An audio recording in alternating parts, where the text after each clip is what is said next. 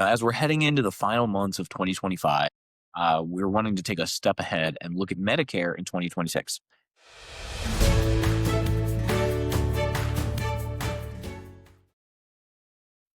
Hello, welcome back to Money and Meeting. I'm Matt Landon. Now, as we're heading into the final months of 2025, we're wanting to take a step ahead and look at Medicare in 2026. There are a couple key updates that are coming into focus, and some of these changes I would argue that retirees and pre retirees need to know about. So, even if Medicare isn't your primary form of coverage, these adjustments do matter. They influence your healthcare costs, your retirement budget, and even your tax planning strategies for next year. So, let's jump right in. Number one, what's changing in 2026? Let's start with the basics. For 2026, both federal Medicare and North Carolina state healthcare plan are making updates, and that could impact how you manage your healthcare in retirement. One thing that's really big here is the North Carolina state healthcare plan is going to continue its partnership with Humana for Medicare Advantage coverage, but there's a new structure to it. The base and enhanced PPO plans remain, but the pharmacy benefit and medical benefit are now going to be administered separately. So, what that means is you might see two ID cards and two sets of communication next year. So, it's a small administrative shift, but it could create confusion if you're not watching your mail pretty closely. Now, next, the out of pocket maximum for prescription drugs under these plans is going to rise by $100 in 2026. That's part of a broader national adjustment as the federal Medicare Part D annual cap increases to $2,100. It's a reminder that even small policy tweaks can translate into higher costs, especially if you take multiple name brand medications.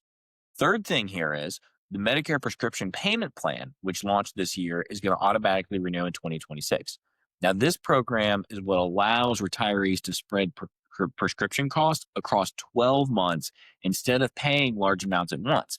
It's optional, but it's designed to ease cash flow for those with expensive drug needs. And finally, open enrollment is going to run from October 15th through December 7th. So that's your opportunity to review your plan, check your network providers, and make sure that you still have the right coverage for next year. So why does this matter? Now, even if you've built significant assets or maintain private supplemental coverage, you might wonder, how does any of this really affect you? The truth is quite a bit.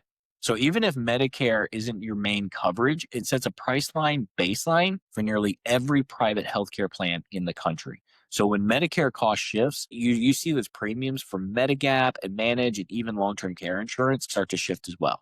And because Medicare premiums are income-based, higher income retirees can see their IRMA surcharges rise even with modest increases in taxable income. So this means your withdrawal strategy, your capital gains planning, and even your charitable giving decisions can influence what you pay for healthcare.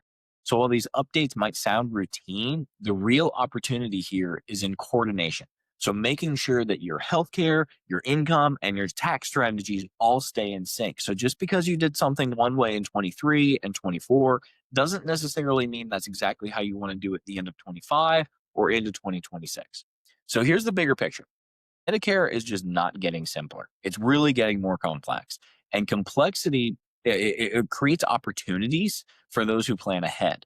The retirees who are reviewing their coverage annually, monitoring income thresholds, and integrate healthcare costs into their overall financial plan, they tend to come out ahead. So what happens is you end up spending less on taxes, you avoid unnecessary premiums, and you maintain more flexibility as rules change.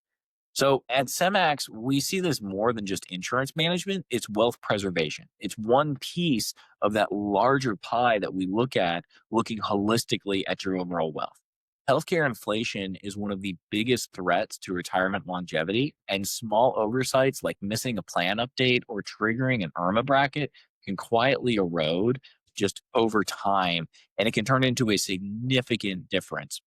When you go from paying an extra couple $100s a month per spouse over time, you add that up over every month, we're talking $300-400. Well, you compound that out over the next 10 years, we're talking about quite a bit of money that can impact things. So I want you to know, as you prepare for 2026, just take a few minutes this fall and review your Medicare plan and your income projections. A little bit of forethought now and a little bit of foresight now, it can prevent a ton of frustration for you later.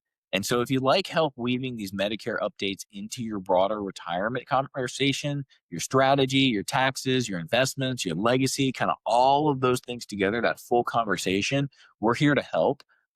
Don't hesitate to reach out and talk with your financial advisor.